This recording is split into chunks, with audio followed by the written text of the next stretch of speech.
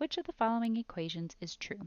Starting with answer choice A, let's reduce this fraction down to its simplest form. To do that, we can pull out the greatest common factor from the numerator and denominator, which is 25. 25 divided by 25 will give us 1. 400 divided by 25, I know that 25 can go into 100 4 times. So if we need to do that 4 times to get to 400, we would do 4 times 4, and that tells us that 25 goes into 400 16 times. 1/16 is not equal to 1/15, so A is incorrect. For answer choice B, when we're converting a percentage to a decimal, we need to do division. We need to divide our decimal by 100 because normally when we turn a decimal into a percentage, we multiply by 100, right? So we need to do the opposite if we're going backwards. When we're dividing by any multiple of 10, we are moving the decimal point to the left the same amount of places as there are zeros. So this would be 0.005 in decimal form, which is not 0.0005. There are 3 zeros before the 5 there, so they are not the same. Answer choice B is incorrect. For answer choice C, all we need to do is add up the digits of our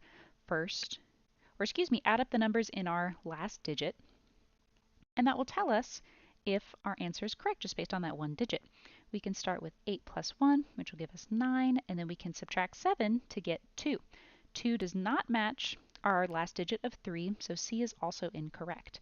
By process of elimination,